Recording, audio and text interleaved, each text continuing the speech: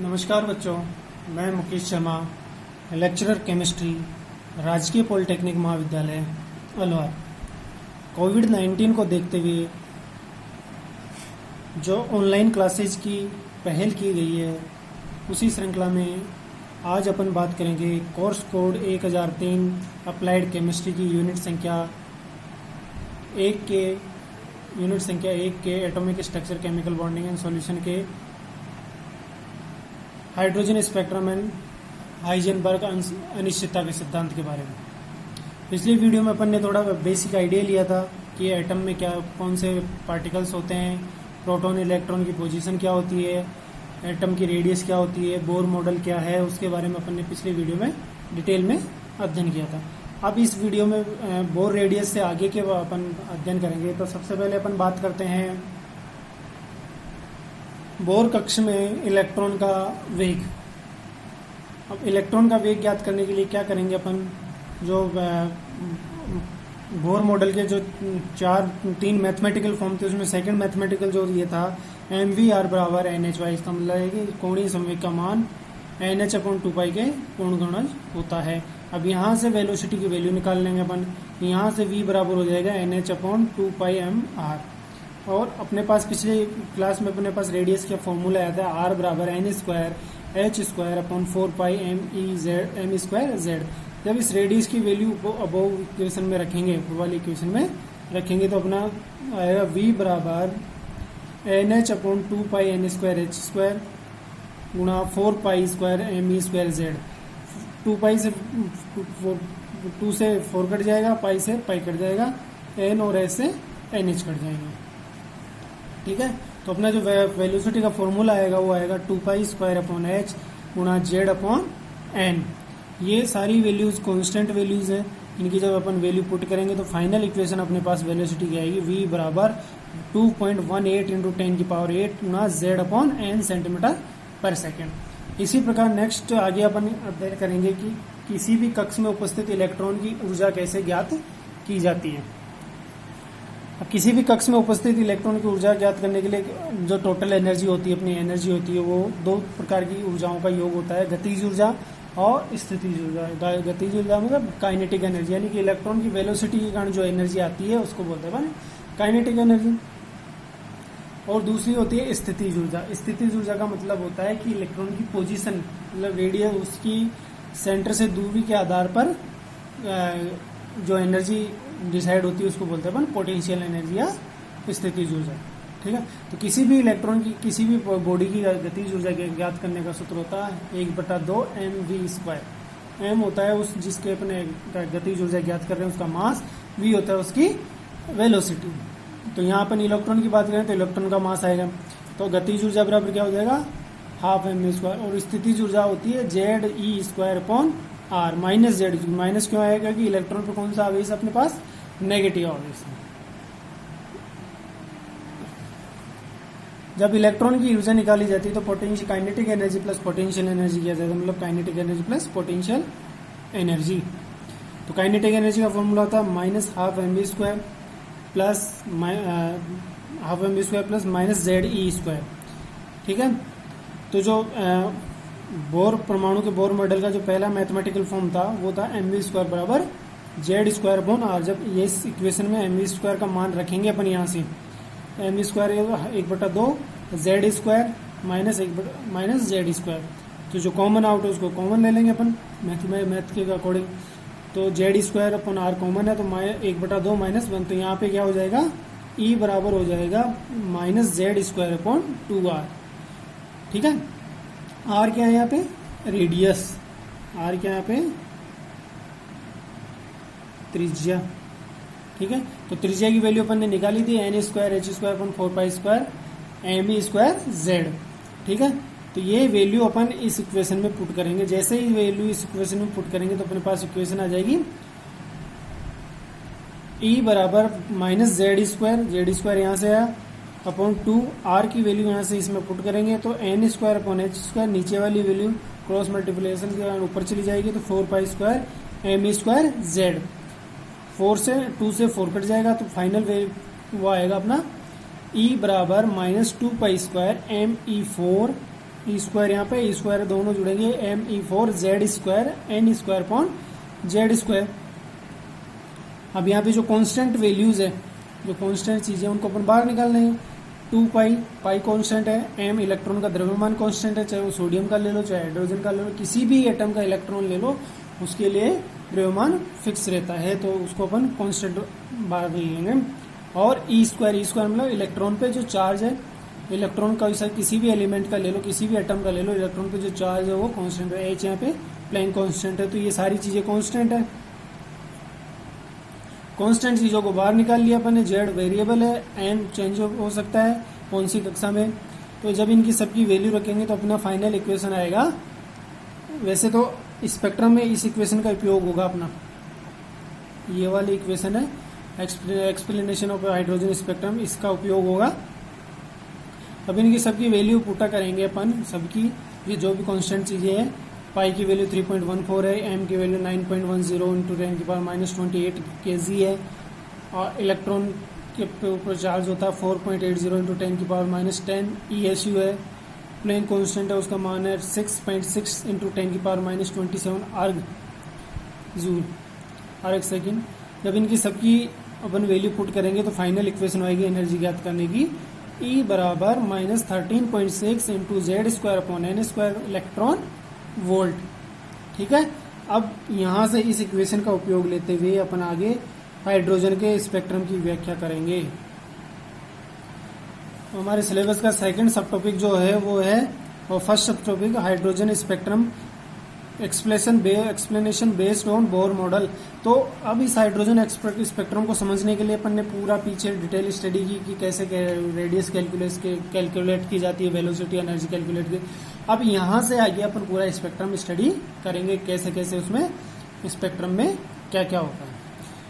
तो सबसे पहले बोर सिद्धांत के द्वारा हाइड्रोजन स्पेक्ट्रम की व्याख्या। बोर के अनुसार जब इलेक्ट्रॉन उच्च ऊर्जा स्तर से निम्न ऊर्जा स्तर में जाता है तो ऊर्जा का विकिरण के रूप में उत्सर्जित होती है। जैसे कि पहले अपन ने बताया था कि उसमें थर्ड जो परिकल्पना थी बोर के परमाणु सिद्धांत की, कि कोई भी इलेक्ट्रॉन जब एक स्तर से दूसरे ऊर्जा स्तर में जाता है तो उन ऊर्जा स्तरों की ऊर्जाओं के अंतर के बराबर की ऊर्जा है तो उत्सर्जित करेगा या अवशोषित करेगा।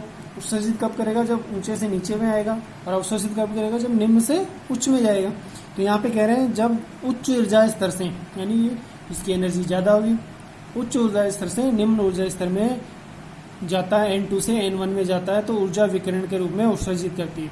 यदि उच्च ऊर्जा स्तर की ऊर्जा EN2 है तथा निम्न ऊर्जा स्तर N1 की ऊर्जा EN1 है, तो प्लांक समीकरण के अनुसार, प्लांक का जो समीकरण था वो होता डेल्टा E बराबर EN2 माइनस EN1। ठीक है, वो एक क्वांटम की एनर्जी के बराबर होता है h न्यू। क्वांटम मतलब फोटो जो एनर्जी के जो छोटे छोटे बंडल्स होते हैं उनको बोलते हैं अपन क्वांटम। ठीक है ना, तो ये किसकी क्वांटम।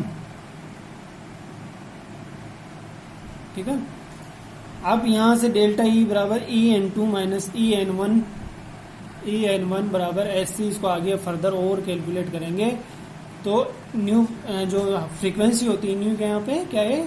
फ्रीक्वेंसी है, आवर्ती है। जब इसकी वैल्यू पुट करेंगे न्यू बराबर होता है C बाई लेमडा। तो इस इक्वेशन में जब EN2 माइनस EN1 करेंगे HC अपॉन लेमडा, तो वो आ जाएगा SC अपॉन लेमडा। अब यहां से 1 अपॉन लेमडा आ जाएगा, SC अपॉन में चला जाएगा 1 upon SC EN2 minus EN1। अब जो अभी जस्ट अपन ने जो एनर्जी का फॉर्मूला डेराइव किया था सेकेंड ऑर्बिटल में, सेकेंड सेल में होगी -2 pi square ME4 Z square N2 square.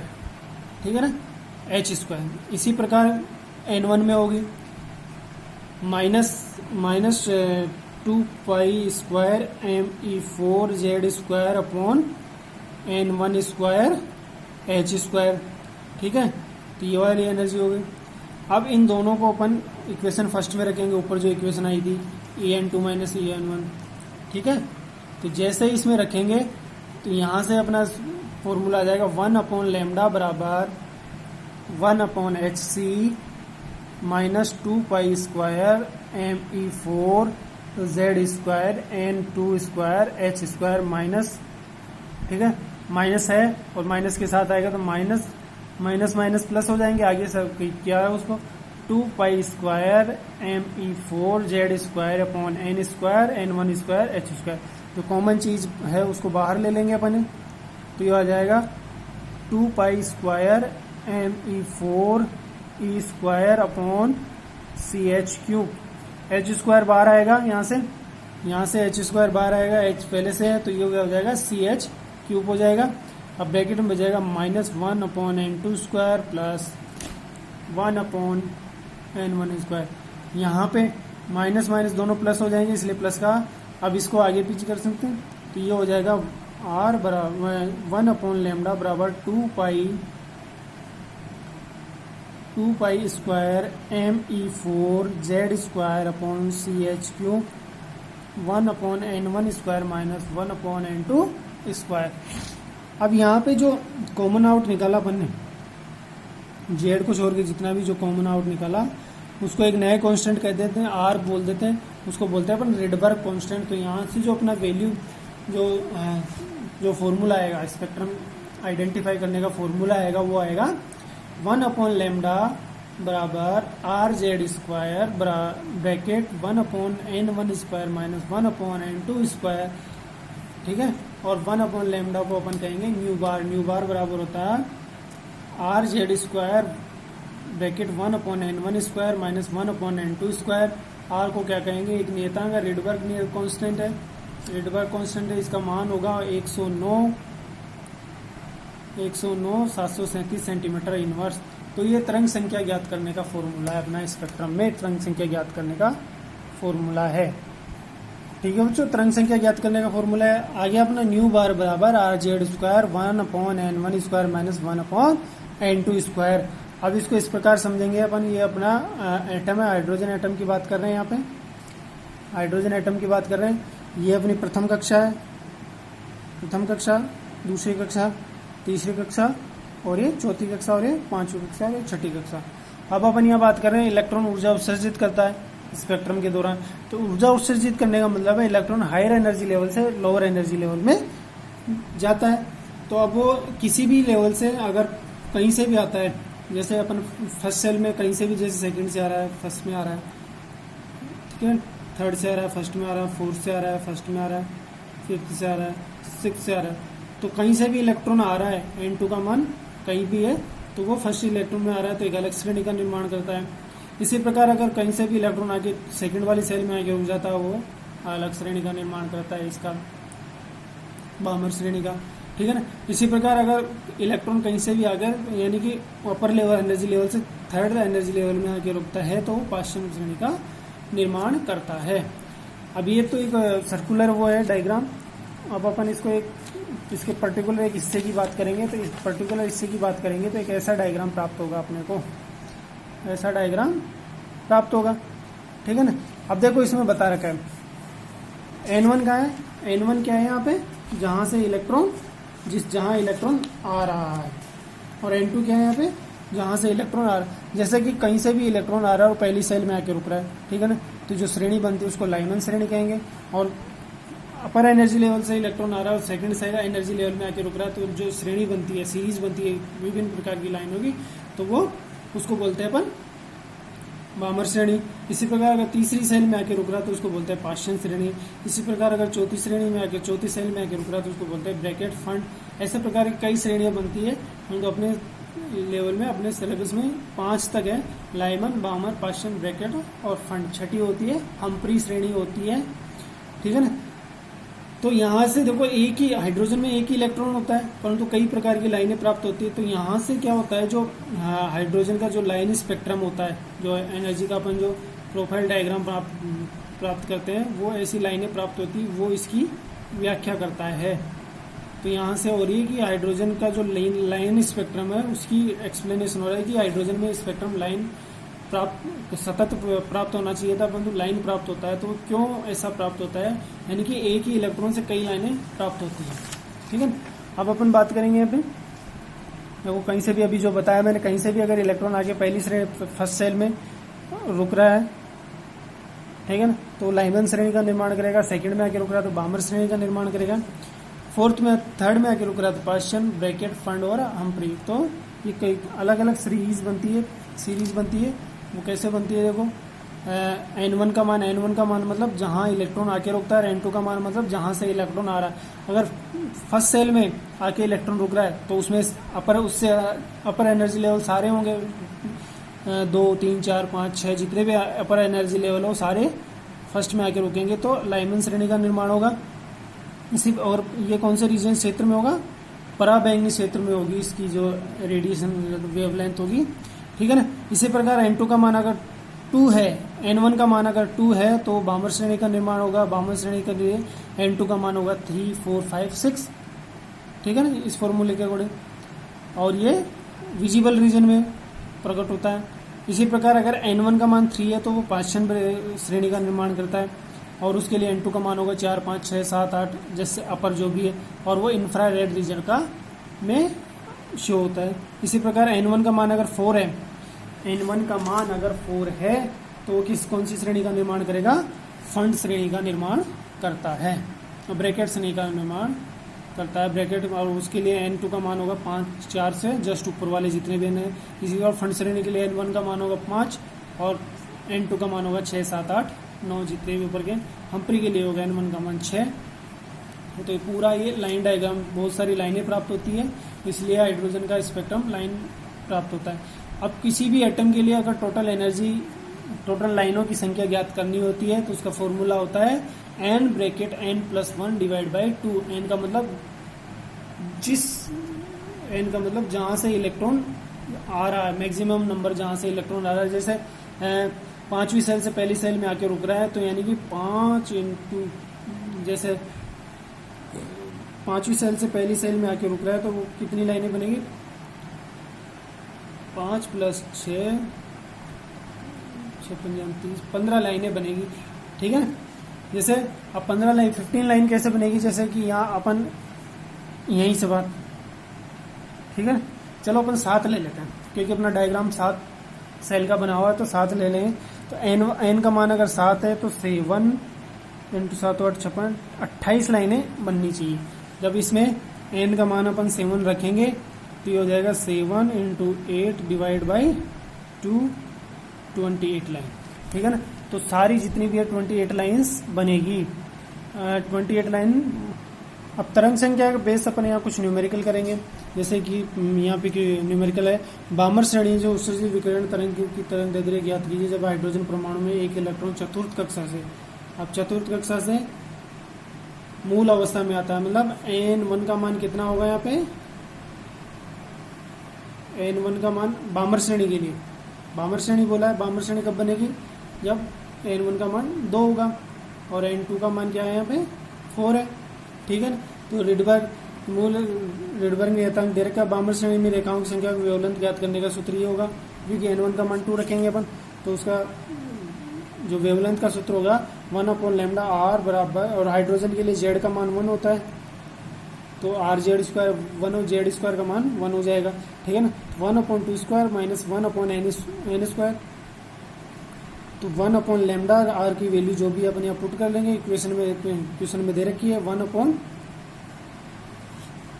1/3², 3² में 4² गलत दे रखा है इसमें, 4² होगा, ठीक है। 4² होगा तो ये हो जाएगा जो भी अपनी वैल्यू 109 676 1/4 - 1/16,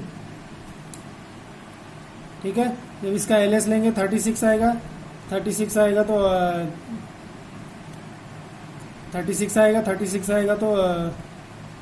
36 जो भी LS लेंगे अपन यहाँ पे, और इसको आगे सोल्व करेंगे तो अपना और अपने जो फॉर्मूला बनेगा वो होगा 109 676 डिवाइड मल्टीप्लाई 5/36। अब यहाँ से ये किसकी वैल्यू आ रही है, 1/λ की वैल्यू आ रही है, ठीक है ना। 1/λ की वैल्यू आ रही है, लैम्डा क्या है, वेवलेंथ है यहाँ पे, 1/λ की वैल्यू आ रही है। तो जब इसको रिवर्स करेंगे तो वो आ जाएगा अपना लैम्डा आ जाएगा और वो सेंटीमीटर में आएगा अपना। तो यहाँ से अपन इसकी वेवलेंथ निकाल सकते हैं कि कौन सी श्रेणी में कौन सी किसी भी वेव की वेवलेंथ निकाल सकते हैं। तो अब यहाँ से जो परमाणु का बोर मॉडल था उससे जो हाइड्रोजन का स्पेक्ट्रम जो लीनियर है उसकी व्याख्या होती है। व्याख्या कैसे होती है, क्योंकि एक ही इलेक्ट्रॉन से कई प्रकार की लाइनें प्राप्त होती है। परंतु जो अपना वो था परमाणु का रदरफोर्ड मॉडल अपने सिलेबस में नहीं है, रदरफोर्ड मॉडल, फिर भी मैं बता देता हूँ। रदरफोर्ड मॉडल के अकॉर्डिंग इलेक्ट्रॉन चारों ओर चक्कर लगाता रहता है और वो लगातार ऊर्जा उत्सर्जित करता रहता है। तो रदरफोर्ड मॉडल के अकॉर्डिंग जो हाइड्रोजन का स्पेक्ट्रम है वो सतत प्राप्त होना चाहिए, यानी कि कंटिन्यूस रेखा प्राप्त होनी चाहिए। कैसी रेखा प्राप्त होनी चाहिए? कंटिन्यूस रेखा प्राप्त होनी चाहिए। वो कैसी? जैसे यहाँ लिखूं मैं, जैसे अपन, तो एक तरह से ऐसे एक लाइन प्राप्त होनी चाहिए, ठीक है ना, रदरफोर्ड मॉडल के। परंतु हाइड्रोजन का एक्चुअल में जब स्टडी की गई बाद में तो उसका स्पेक्ट्रम कैसा प्राप्त होता है, ऐसे लाइन्स प्राप्त होती थी उसमें, ठीक है ना। अब ये लाइनें कैसे प्राप्त हुई, वो बोर मॉडल के आधार पर अपन ने यहाँ पे एक्सप्लेन किया है कि इसमें इतनी सारी लाइनें कैसे बनती हैं। बच्चों, अपने सिलेबस का सेकंड सब टॉपिक है हाइजेनबर्ग का अनिश्चितता सिद्धांत, हाइजेनबर्ग अनसर्टेनिटी प्रिंसिपल, ठीक है ना। हाइजेनबर्ग एक जर्मन फिजिशियन थे, जर्मन के थे। अनिश्चितता का सिद्धांत दिया था इन्होंने, ठीक है ना। तो इस सिद्धांत के अनुसार किसी भी कण, किसी भी पार्टिकल की बात कर रहे हैं, कोई भी, चाहे छोटा हो चाहे बड़ा हो, किसी भी कण की स्थिति का वेग तथा वेग मतलब उसकी पोजीशन और उसकी वेलोसिटी को साथ साथ यथार्थ शुद्धता के साथ नहीं मापा जा सकता, निर्धारण नहीं किया जा सकता। निर्धारण क्यों नहीं किया जा सकता? जैसे अपन बात करें यहाँ पे, और इससे का गणितीय रूप होगा जो वेग में, गणितीय रूप होगा जो इसकी मोमेंटम में अनसर्टेनिटी होगी, कण के संवेग में अनसर्टेनिटी, वो डेल्टा पी है। पोजीशन में अनसर्टेनिटी होगी, अनिश्चितता होगी, वो डेल्टा एक्स है। तो इन दोनों का जो मल्टीप्लीकेशन है delta P multiply by delta x is greater than और इक्वल एच अपॉन 4 पाई। तो ये जो मैथमेटिकल फॉर्म है ये कई बार एग्जाम में पूछा है कि ये क्या होता है, ठीक है ना। एच अपॉन 4 पाई, एच यहाँ प्लैंक कांस्टेंट है, पाई नियतांक है, ठीक है ना। अब जैसे अपन छोटे पार्टिकल की बात करें, किसी भी छोटे पार्टिकल, जैसे इलेक्ट्रॉन बहुत छोटा होता है, ये डॉट तो बहुत बड़ी है, परंतु अगर इस डॉट की मैं पोजीशन फिक्स करता हूं तो इसकी वेलोसिटी जीरो हो जाएगी, वेलोसिटी जीरो हो जाएगी तो उसका मोमेंटम जीरो हो जाएगा। और इसकी वेलोसिटी डिसाइड करता हूं मैं, जैसे पार्टिकल है, इसकी वेलोसिटी मैं कह दूं, इसकी वेलोसिटी है 3 मीटर पर सेकेंड, ठीक है। तो इसकी वेलोसिटी अगर मैं डिसाइड कर रहा हूँ तो वेलोसिटी डिसाइड कर रहा हूँ तो इसकी पोजीशन फिक्स नहीं कर सकता मैं। क्यों? क्योंकि अगर वेलोसिटी है तो इसका मतलब वो कंटिन्यू एक स्थान पर नहीं रहेगा, समय के साथ उसकी पोजीशन चेंज होती जाएगी।